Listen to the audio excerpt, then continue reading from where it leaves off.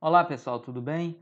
Vamos dar continuidade aqui à nossa aula sobre a questão de terras no Brasil. Vamos para a nossa segunda aula e vamos continuar aqui do capítulo do livro didático, na página 267, tá? Vamos continuar exatamente da onde a gente parou na aula passada. Acompanhe aqui comigo, ó. Este modelo brasileiro de alta concentração fundiária permanece até os dias de hoje. A Guerra de Canudos, 1896 a 1897, pode ser considerada como um emblema do drama e da luta dos sem terra em nosso país.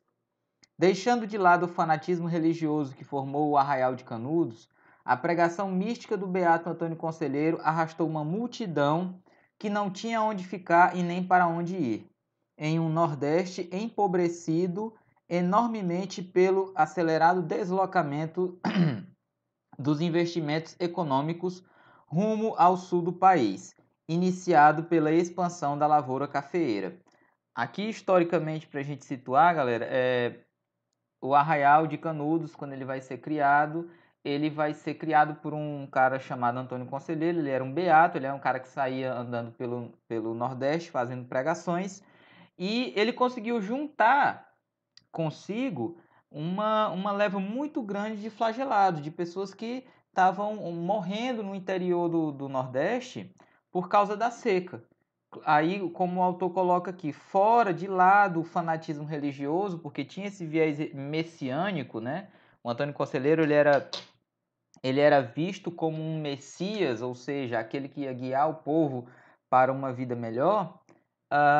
Tem também a questão das terras aí envolvida, de como a pobreza ela estava tomando conta de todo o Nordeste do Brasil, porque ele havia sido durante a colônia o centro produtor da cana-de-açúcar, principalmente em Pernambuco, mas irradiando para outros estados que faziam a produção do mercado que abastecia aquela região.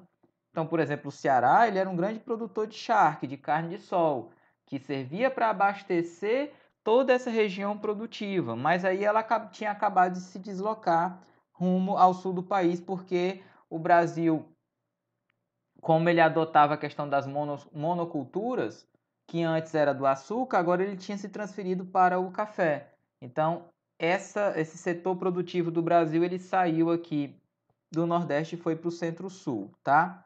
Continuando. O massacre militar de toda aquela população de miseráveis foi a solução determinada pelo governo dos coronéis da República Velha, sob a pressão dos latifundiários baianos, assustado com a possibilidade de que aquele movimento significasse uma verdadeira reforma agrária naquela região, na marra e de baixo para cima. Então, houve um grande massacre ali, né? As tropas do governo republicano, né? Recém-formada república, massacraram aquele Arraial de Canudos, né? Mataram as pessoas que resistiram ali. E isso tudo foi uma resposta desses latifundiários baianos que tinham medo de que aquilo ali se tornasse o foco de uma grande revolução que pedisse por reforma agrária. Então a gente tem que deixar bem claro que a reforma agrária aqui ela é um desejo da população, mas esses latifundiários, essas pessoas mais ricas, elas não aprovam de forma alguma porque elas vão perder o seu poder econômico e o seu poder político, tá? Aí aqui, galera, a gente tem uma imagem que é de uma estátua localizada em Canudos, Bahia. É uma representação de Antônio Conselheiro, fundador do antigo Arraial de Canudos, no interior do estado, tá? Continuando, ó. Apesar de apresentar algumas características específicas, parte do que escrevemos sobre Canudos igualmente poderia abarcar a Guerra do Contestado, 1912 a 1916, que também apresentou como semelhanças uma população, continuando aqui, expulsa de suas terras pelo processo de expansão capitalista no sul do país, com o massacre da população camponesa pelo exército. Assim como em Canudos, a forte resistência popular tinha como base de sustentação a fé proporcionada por lideranças místicas e religiosas. Contestado, galera, foi um movimento, a gente já viu isso nas aulas de história sobre República Velha, foi um movimento que ele tinha um viés parecido com o de Canudos, porque o líder dele, ele também tinha esse viés messiânico, tá?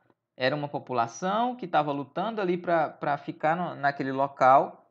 O nome era contestado porque era um local que era contestado por Santa Catarina e pelo Paraná, tá? Então essa região ela ficou ali sob júdice. Então as pessoas lutaram ali para ficar naquela região, tá? Na história do Brasil, portanto, a garantia da propriedade da terra para uns poucos chefes locais, a oligarquia dos coronéis, e depois os modernos interesses capitalistas sempre prevaleceram sobre as necessidades de sobrevivência física da grande maioria da população, tá? Isso aqui tem que ficar bem claro. Continuando, ó. Mas os trabalhadores do campo aos poucos se organizam. O modelo citado de concentração fundiária somente começou a ser questionado na segunda metade do século XX, após o processo de industrialização que determinou o deslocamento dos trabalhadores e a crescente concentração urbana da população brasileira.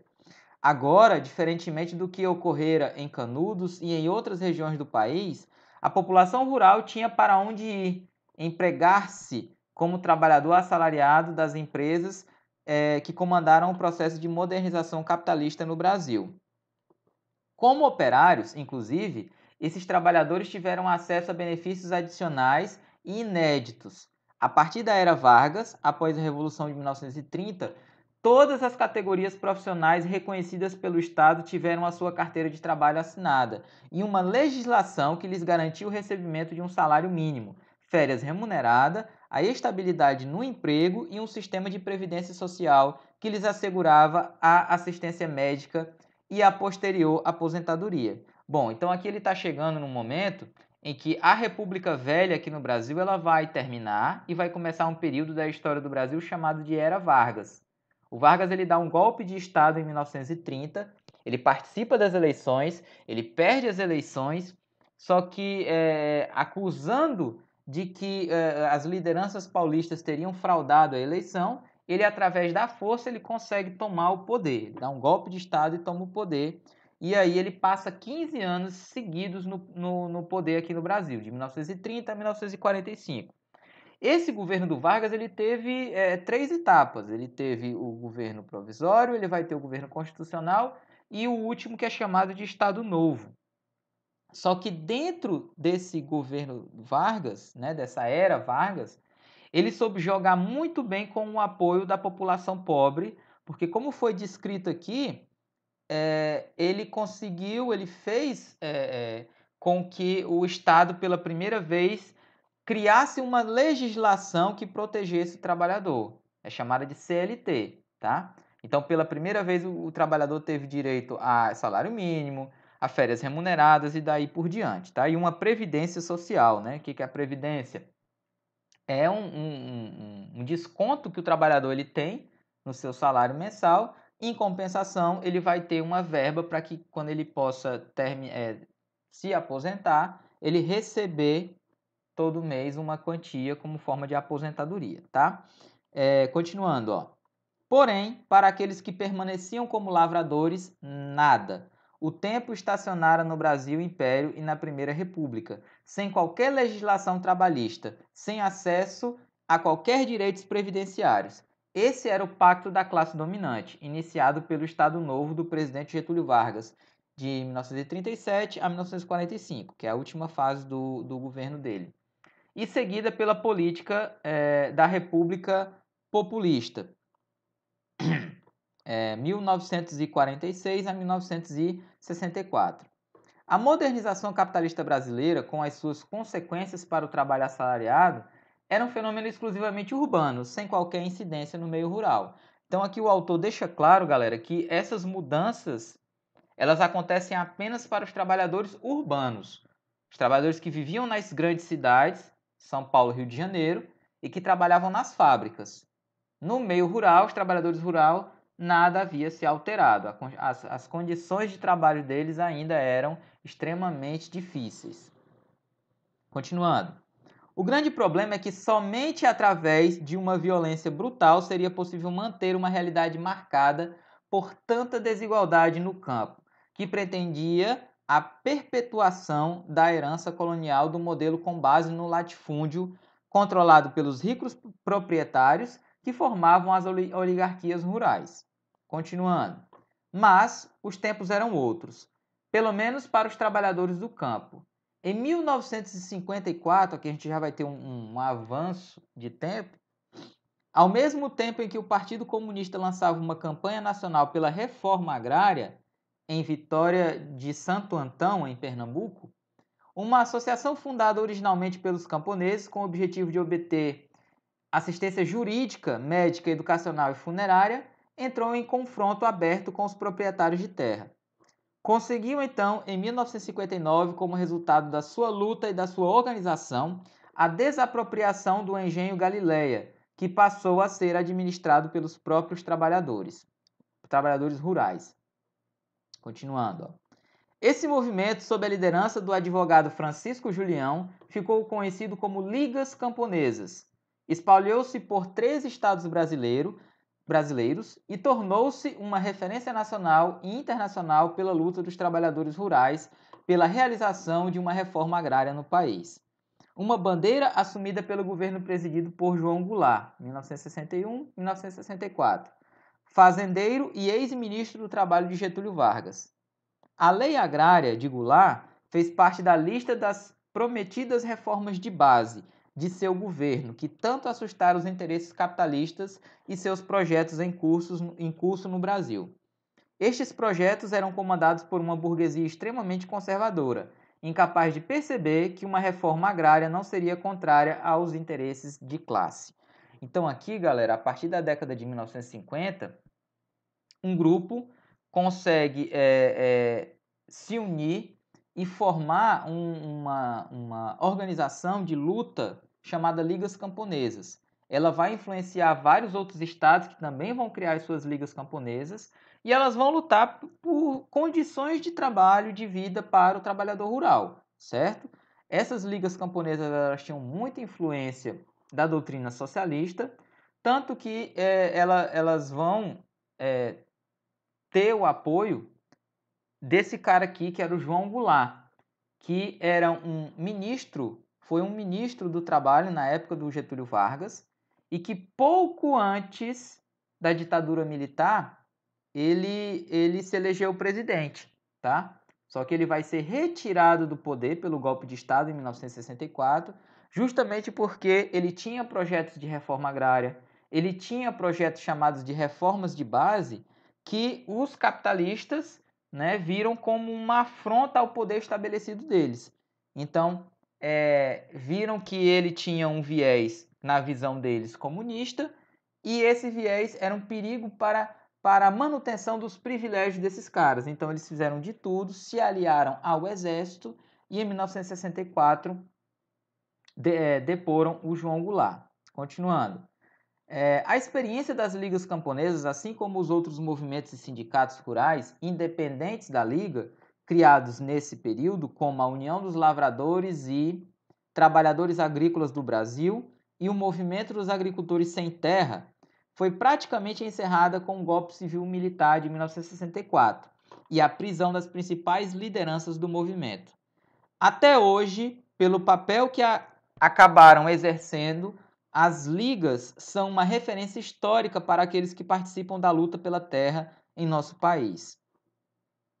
A permanente tensão existente no campo, entretanto, fez com que o governo militar do Marechal Castelo Branco aprovasse, com modificações, a lei agrária, que se discutia no período anterior, resultando ainda em novembro de 1964 no chamado Estatuto da Terra.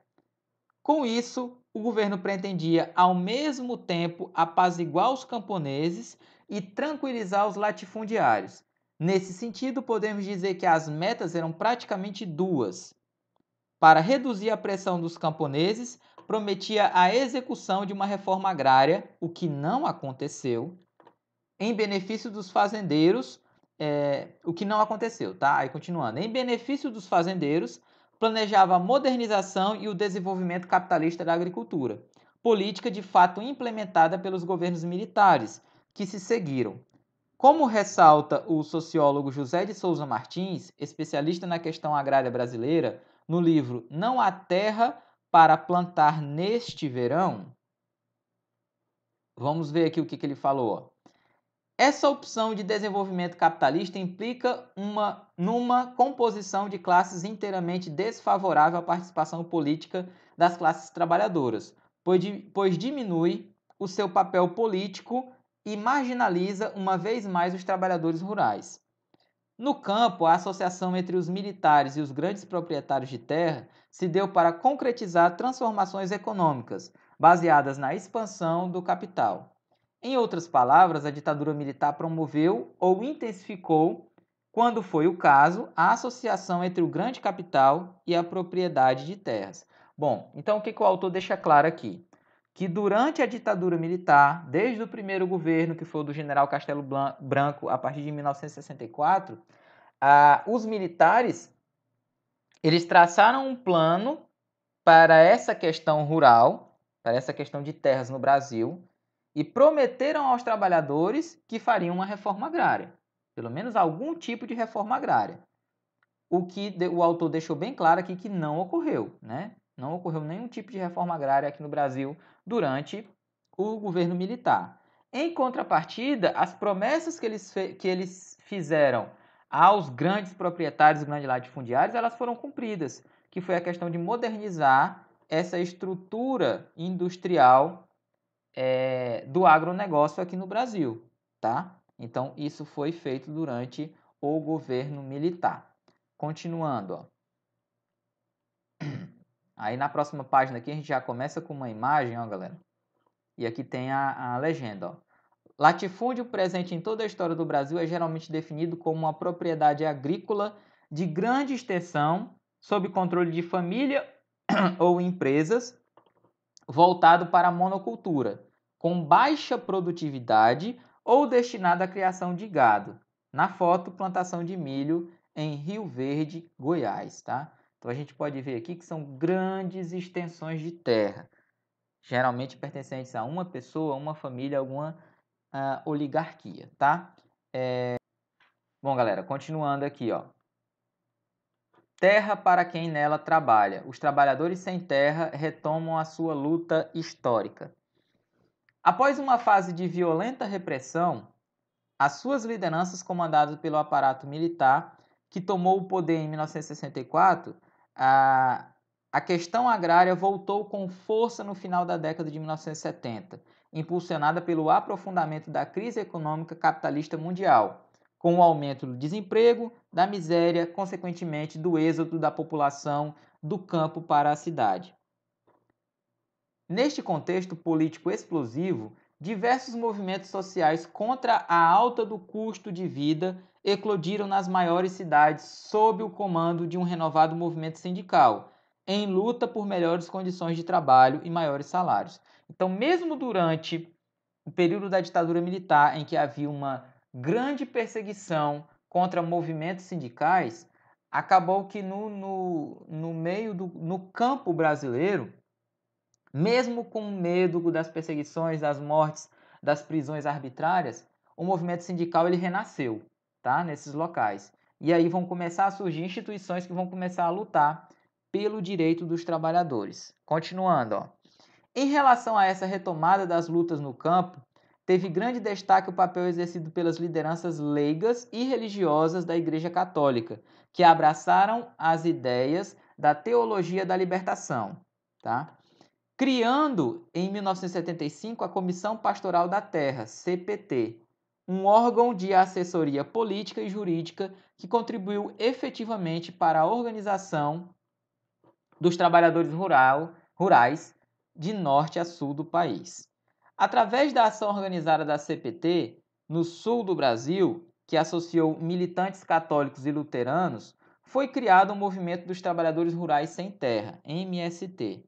A partir das lideranças que se reuniam no acampamento da Encruzilhada Natalino, em Ronda Alta, no Rio Grande do Sul, e o Movimento dos Agricultores Sem Terra, no oeste do Paraná, no final dos anos de 1970, rapidamente esses movimentos localizados se articularam nacionalmente com outras lutas isoladas, que se desenvolviam no campo, em diferentes regiões do país, como, por exemplo, dos trabalhadores atingidos por barragens, obrigados a desocupar suas terras em decorrência de projetos de construção de grandes hidrelétricas por parte do governo federal, fornecendo o corpo e a estrutura que viriam a formar o MST. Após a realização de várias reuniões regionais de organização, o Encontro Nacional, que é considerado como um marco de fundação do movimento, ocorre em janeiro de 1984, em Cascavel, no Paraná. Aqui a gente tem uma ilustração, né? Que a gente tem aqui a legenda aqui, ó, Campanha Nacional pelo Limite da Propriedade de Terra. Aí você tem aqui uma charge, né?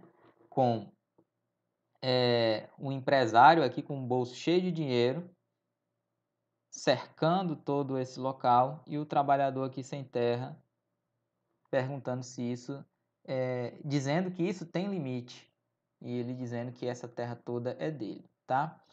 Continuando, com o lema Terra para quem nela trabalha, esse primeiro encontro do MST reuniu lideranças de 12 estados brasileiros, representantes da ABRA, Associação Brasileira de Reforma Agrária, da CUT, Central Única dos Trabalhadores, do CIMI, Conselho Indigenista Missionário, e da Pastoral Operária de São Paulo, comprovando a forte ligação do movimento com militantes católicos da Teologia da Libertação, segundo o site do MST nesse encontro.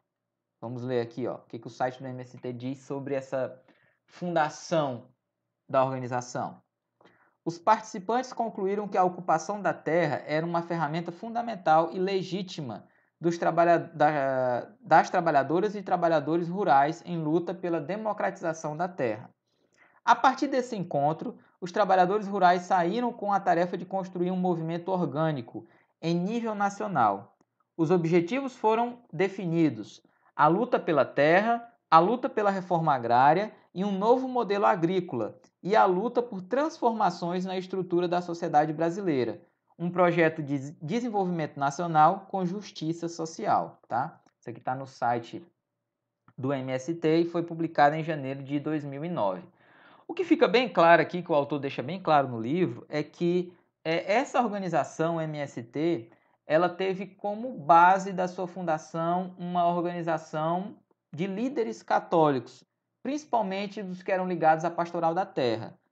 Tá? Foram um dos membros fundadores, eles ajudaram a organizar, porque esses membros da Pastoral da Terra, eles veem toda a tragédia que os trabalhadores do campo passam no Brasil, tá? Por exemplo, lá na Amazônia, vários missionários já foram assassinados porque lutam contra a exploração e a extração ilegal de madeira naquele local. Há alguns anos atrás, uma missionária estrangeira chamada Dorothy Tang, ela foi assassinada porque ela denunciava madeireiras que retiravam dali ilegalmente a madeira e desmatavam a Amazônia, tá?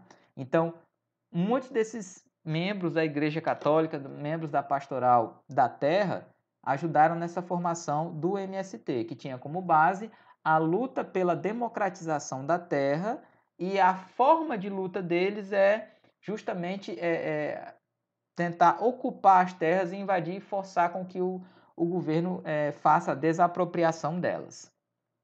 Aqui a gente tem uma imagem, tá?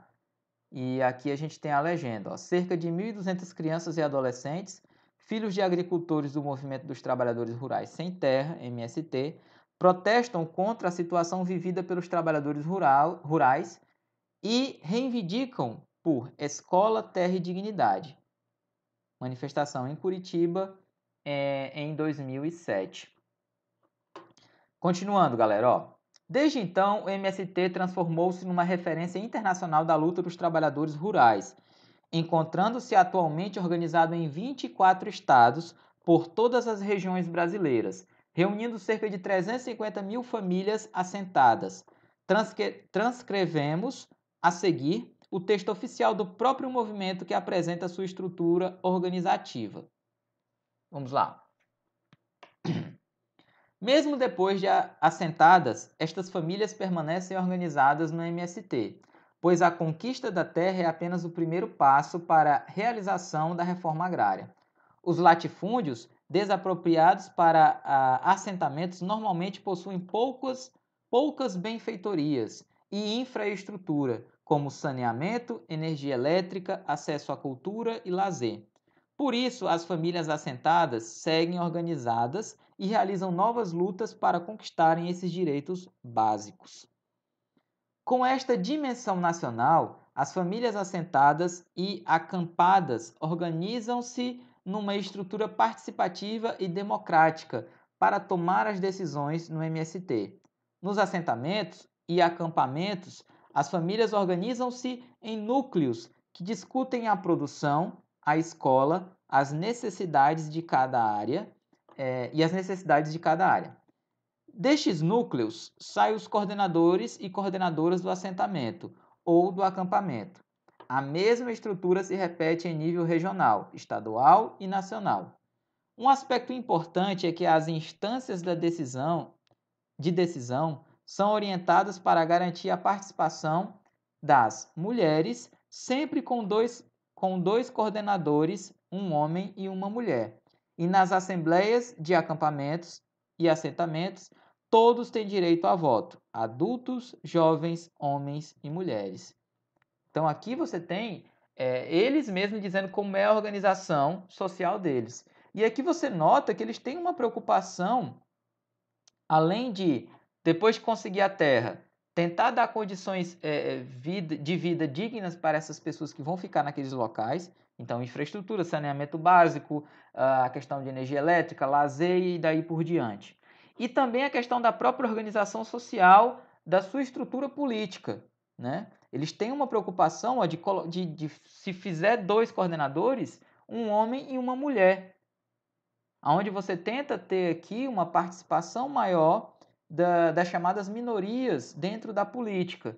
Porque na sociedade normal a gente sabe que isso não acontece. Basta vocês pegarem o Congresso Nacional e verem a quantidade de deputados e senadores homens e a quantidade de deputadas e senadoras mulheres. E aí vocês vão ver como essa diferenciação ela é gigantesca, tá? E aqui eles forçam com que essa diferenciação aqui não exista, tá? Continuando. Além dessa estrutura, o MST organiza a cada 5 anos o seu Congresso Nacional com a participação de mais de 15 mil militantes na avaliação e definição das linhas políticas do movimento. A cada 2 anos, o MST também, continuem aqui galera, realiza o seu encontro nacional que analisa e atualiza as deliberações do Congresso. A luta do MST ganhou notoriedade principalmente em 1995-96, ao lado das já históricas ocupações de terras improdutivas, ou seja, de terras férteis abandonadas ou subutilizadas para a produção de gêneros alimentícios. O movimento promoveu uma caminhada de 1.000 quilômetros até Brasília em abril de 1996 em defesa da reforma agrária e do emprego, contra as políticas neoliberais do governo federal. Foi nesse período, entretanto, que ocorreram os massacres em Corumbiara, em Rondônia, e de Carajás, no Pará, com diversas lideranças do movimento entre os trabalhadores assassinados e presos. Tá? Galera, ó, em 1996, nós estávamos vivendo aqui ainda o nosso terceiro governo após a ditadura militar do presidente Fernando Henrique Cardoso. E durante esse período, né, é que ficou notório mesmo a questão do sem terra, porque eles começaram a fazer muitas invasões de terra, muitas manifestações, né, como foi dito aqui, que eles fizeram essa marcha até Brasília para reivindicar as suas pautas, tá? Mas o que chamou muito a atenção da população para a existência do MST foi o massacre de Eldorado dos Carajás. Tá? Teve também o de Corumbiara, mas o de Eldorado dos Carajás ele é o mais famoso.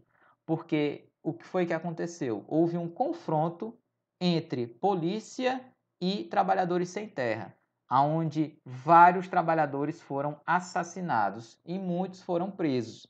Tá? Houve um confronto.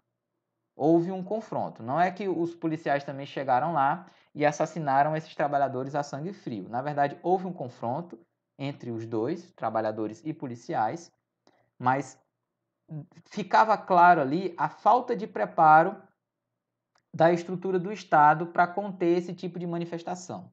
Tá?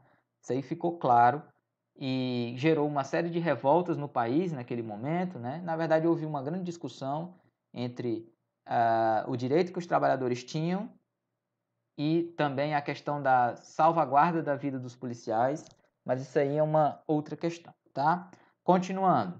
A ocupação de terras avaliadas como improdutivas continua sendo a tática principal da ação política do MST, provocando sempre fortes reações dos proprietários de terras e dos grandes empresários dos meios de comunicação que não reconhecem as terras como improdutivas e sempre se referem às ocupações como invasões de propriedade, configurando-as como crimes contra o capital. Então, ó, a gente tem uma estrutura capitalista bem definida, bem integrada, e do qual fazem parte uma série de organizações, dentre elas os meios de comunicação.